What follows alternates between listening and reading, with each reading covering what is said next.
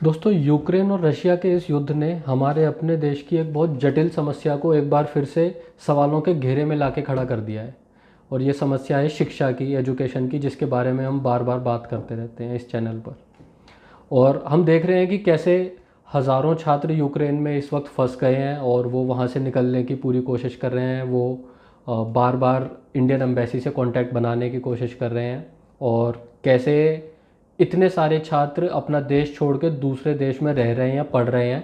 और सडनली लोगों को इस बारे में एक जिज्ञासा उठ गई कि भाई, हमारे देश से इतने छात्र दूसरे देशों में पढ़ने क्यों जाते हैं। और ये हम सबको पता है कि ये मेडिकल के छात्रों को अभी ये प्रॉब्लम हो रही है, लेकिन वैसे मेडिकल के अलावा दूसरे फील्ड्स में भी हमारे देश में हायर एजुकेशन करने की बजाय दूसरे देशों में जाके कई लोग पढ़ना प्रेफर करते हैं। तो और इस बारे में अलग अलग तरह की बातें आ रही हैं। कुछ लोग इन स्टूडेंट्स के ऊपर ही क्वेश्चन कर रहे हैं कि भाई, तुम्हें क्या ज़रूरत थी दूसरे देश में जाके पढ़ने की, और तुम अगर अपनी खुशी से पढ़ने गए थे तो अब भुगतो वहाँ पे जो कुछ भी हो रहा है। इस सब तरह की बातें आ रही है।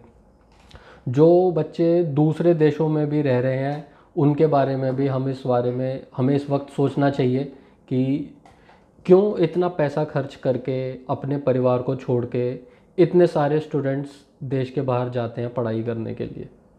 तो इसके दो कारण बहुत ही साफ हैं। पहला कारण जो शायद चौंकाने वाला भी लगे आपको, लेकिन ख़ास तौर से ये मेडिकल की पढ़ाई हमारे देश में इतनी महंगी है कि दूसरे देश में जाके पढ़ना, वहाँ पे रहना और डिग्री लेके वहाँ से वापस आना इन बच्चों को सस्ता पड़ता है।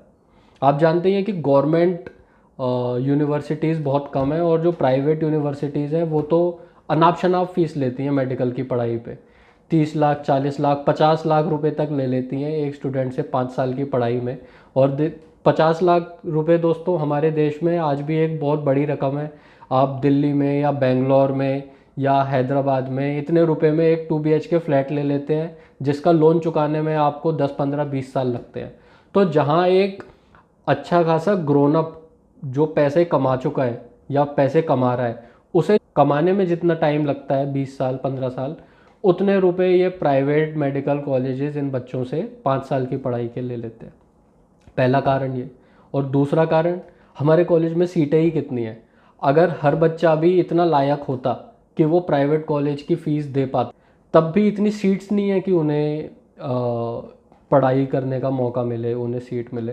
तो इसलिए कहीं तो पढ़ाई करनी है। हर इंसान अपने करियर को बनाने के लिए, और उसका परिवार भी उसके करियर को बनाने के लिए पूरी कोशिश करता है।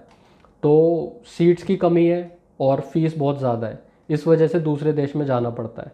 लेकिन अब सवाल ये है कि ये सिचुएशन आई क्यों, और हम कैसे इस दलदल में इतने फंसते चले गए कि आज हर साल हमारे देश से लाखों लाखों छात्र दूसरे देश में जाके पढ़ रहे हैं। तो दोस्तों, इसका पहला कारण तो हम सब स्टूडेंट्स खुद हैं। कैसे?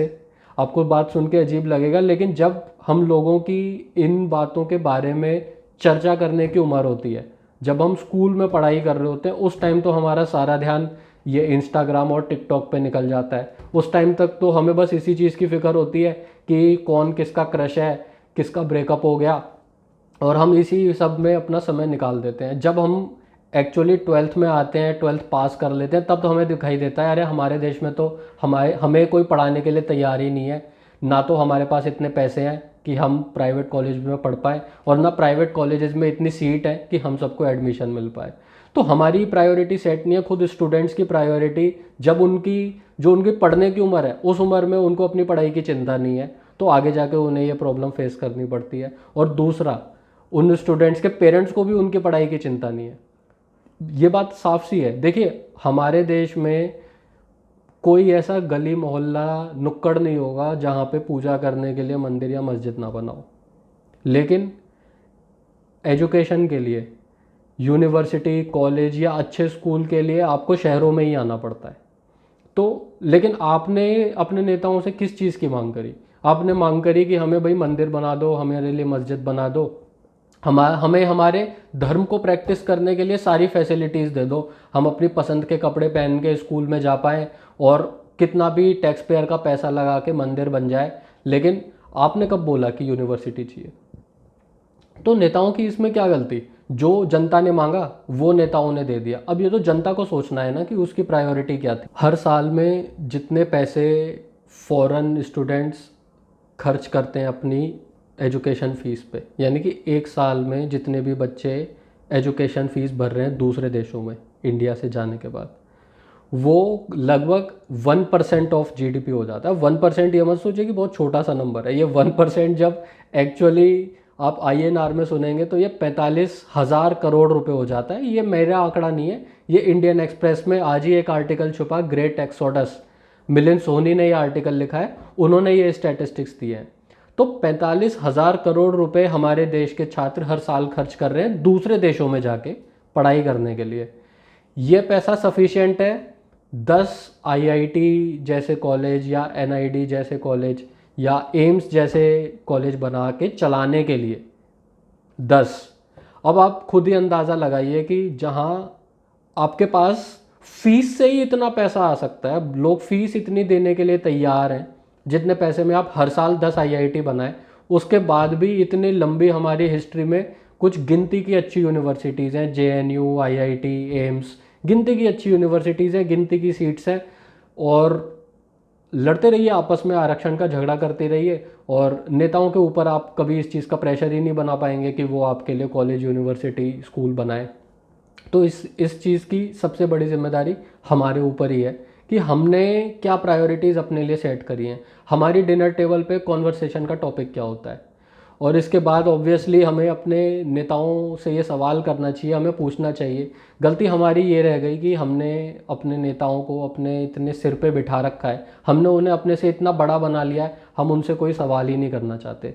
चाहे कोई भी नेता हो, चाहे किसी भी पार्टी का हो, वो हमारा एम्प्लॉई है एक तरह से, वो टैक्स पेयर के पैसे से उसका घर चलता है, हमारे दिए हुए पैसों से उसका घर चलता है। लेकिन हमने क्या कर रखा है, उनके लिए श्रद्धा बना रखी है अपने दिल में। वो कहीं जाते हैं तो हम 10-15 किलो के फूलों की माला उनके गले में टांग देते हैं, जिसे उन्हें मजबूत कंधे उठा भी नहीं पाते। तो हमने उनको इतना बड़ा बना रखा, उन्हें अब हमारी चिंता क्यों होने लगी? ये सवाल दोस्तों हमें खुद से ही पूछना चाहिए कि हमारी प्रायोरिटी क्या है और हम किन मुद्दों पे जाके अपने नेताओं को वोट देते हैं। नेक्स्ट टाइम आप खुद जब वोट देने जाएं या आपके पेरेंट्स जब वोट डालने जाएं, तो उनसे ये सवाल ज़रूर पूछिएगा कि इस बार आप राम मंदिर के लिए या मस्जिद के लिए वोट डालने जा रहे हो या कॉलेज, यूनिवर्सिटी के लिए। हमारे चैनल से जुड़ने के लिए बहुत बहुत धन्यवाद। आपका दिन शुभ रहे।